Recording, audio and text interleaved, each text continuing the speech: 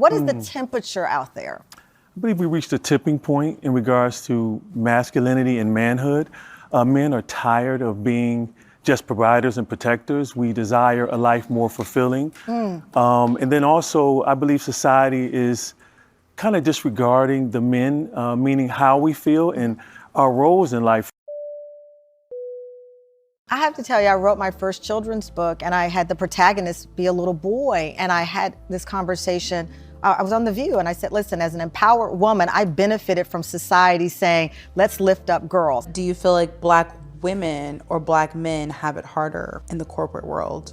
Black women, because at least what Black men have going for them is that they're men. I mean, like I said, Wonder Woman had me thinking I could fly a clear plane, you know, and I benefited from it. And then I had a son. The video of that girl that's going viral stating that men are not attractive anymore, and it's really because, like, they're not healing. I'm gonna just say this, the men are not looking attractive because it's giving low vibrational. And I started to feel like boys are left behind.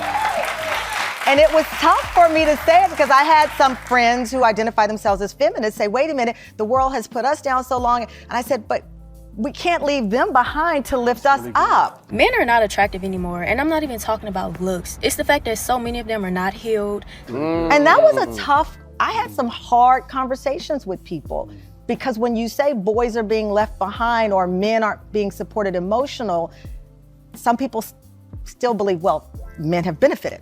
I'm not going to be forced to cook or clean or do laundry. You're not going to torment me into doing that. We haven't benefited. It was a facade. We wear the cape like we're superheroes, but that cape is strangling us. And it starts from childhood. We're told big boys don't cry. Then when we get older, no pain, no gain. And then what doesn't kill you can only make you stronger. So I call those misleading mantras, and it's deceived us, actually hoodwinked us into a false manhood, something that's not comprehensive. We are also nurturers. We are also lovers. We're gentlemen. We're kind. We're compassionate. But at the same time, we're courageous. Yeah. And so when you hear terms like toxic masculinity, there's nothing toxic about being masculine. Modern dating, especially in the West, has become a kind of game of chicken where young ladies, more and more of them, are vouching that they're going to drop out of the dating pool because it's kind of a punishment that guys aren't up to snuff or they haven't quote unquote healed yet. That older woman jealous of younger woman trope is probably one of the things that just bugs me the most. It's just so common, it bugs too. me so much because it's it's like male attention. You want me to think that I'm jealous of you for male attention? Exactly. And on the other end, there are just more and more guys that aren't getting the clicks on the dating apps, etc. In this fray is an unlikely group of male advocates, mothers of boys. But that can't drown out the chorus of all of the information telling young women that they should simply not participate in the dating game and that men are toxic. And add to this mix academics saying that romance isn't real. But over time, people start to expect a lot of these sort of ritual elements to a man pursuing a woman. Obviously, people expect men to pursue women overwhelmingly. And it was these ritual elements that we now call courtship that for the most part were generated from these romantic tales. And that's really interesting. You're saying all this stuff. And do you think, events like Valentine's Day or say like with Sweetest Day or remembering a certain date and all of that, do you think that puts more pressure on men to pursue women, or is this like, supposed to be more of a motivator? If we think about Valentine's Day, mostly what we see are advertisements telling men what to buy their partners. We rarely see advertisements telling women to buy men something. So there's a real transactional expectation within Valentine's Day. It's like, okay, men, you buy a woman something so that a woman can put a negligee on and then pleasure you sexually. Said that boldly, it seems kind of troubling. So what's going on? What in the hell happened to you? Freddie's going to law school. Thank you, my sister. And you look fabulous. If it were the late 80s, early 90s, and you found yourself in front of a TV watching NBC at 8:30 p.m. Eastern Standard Time, not only were you watching the second most popular black television show that was on, but you were also seeing a very familiar colorism dynamic weaved into the show. One where the dark-skinned Kim, who was studious, the biology major turned doctor, was one half of the spectrum, and the other half was Freddie, the happy-go-lucky, soon-to-be lawyer that had the curly hair and had many people arguing on a daily basis who is cuter. you do become a little more invisible the older you get as a woman, unfortunately. I spent a lot of my time being hemmed up in vanity, and now that I really can't be, I'm the second half of my life, and now I don't care so much about what it looks like. For guys, being alone is different from women in this one key aspect.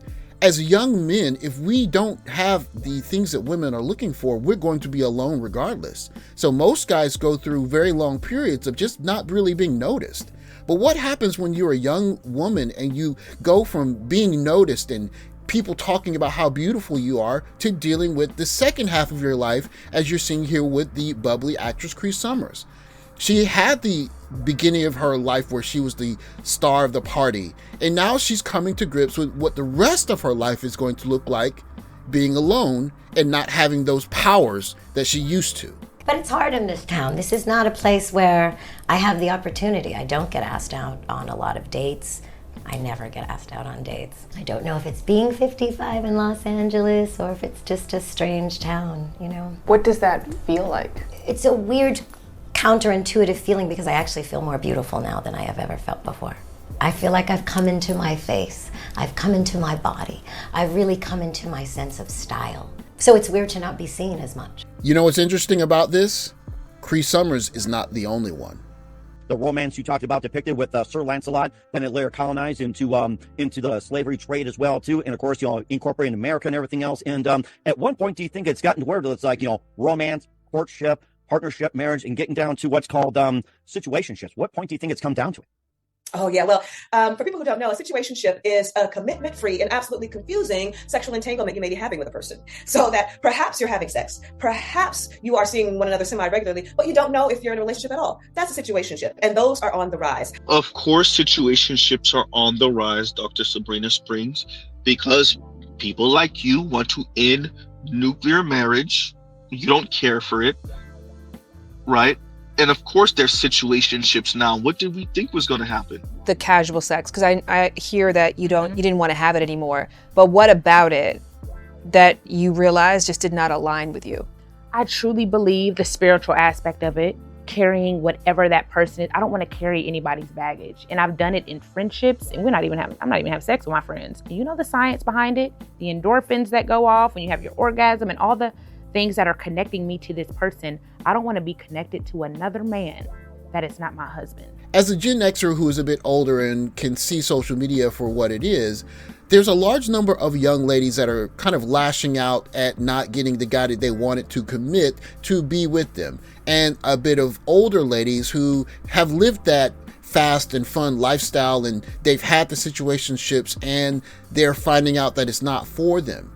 And then you're seeing on the back end the ladies who are the biggest champions of be with who you want to be with and have fun, and your youth is for you. Don't give anything to a man unless he's your husband. Now wanting to attract a husband to love on them. You can't have my body. You have to respect me outside of every aspect other than penetration. I don't want to have that be a casual thing, because it's not casual to me. Sex is serious to me. And I believe God ordained it for you to do it with your purpose mate for your husband. The intention. There has to be an intent. It's no more willy-nilly just doing things because I like the way it feels. I'm not gonna let my flesh run me anymore, because it's done ran me into some trouble. I done been in a STD clinic. I never had one, glory be to God. But hey, I done had enough partners to where I could be sick right now. I done made some horrible sexual decisions. I've had an abortion, so I think God's love is just, for me, it's protection, and it helps you see through a lens of making better decisions. There are two ways I can argue a rebuttal on behalf of younger men that are dealing with the modern dating market, or as the Boondocks said, now we can do this the easy way or we can do it the hard way. The choice is yours. First, the easy way. Yeah. And so when you hear terms like toxic masculinity, there's nothing toxic about being masculine. Yeah. If this What do you building mean by was, that? If this building was on fire, would you want passive firemen to come in here eating donuts, relax? No, you want men full of masculine attributes, courage, strength, boldness, kicking down doors and carrying us out of here to safety. So there's nothing toxic about masculinity. what has happened is we've allowed that one word to define manhood. It's just an adjective, attributes traditionally ascribed to men as strength, boldness, and aggression. It was never meant to be a comprehensive definition of what it means to be a man. And so when you pigeonhole men into just two attributes of life, and then you look at the stats which say we die by suicide almost 4 times as likely as women. We commit almost 90% of homicides in this country. 9 out of 10 people to live to be over 100 are women. What has happened to men is that we're not tired of living, we're tired of not living. So that was the easy way. Now MrZBlackneffect is going to give you the hard way. If we're not doing the partner game with y'all, we're just not. Situationships, air quotes, situationships is about as far as we're going to go. We're not doing partnership. We're not. So if men are not going to get marriage and men are not going to get wives, and men refuse to do partner because partner is pick and choose parts of patriarchy and feminism, right? Then you get situationship. That's what you get. And one of the things that they said I thought was deeply poignant was that, you know, what's a problem with situationships is that there's no reciprocity and there's no responsibility.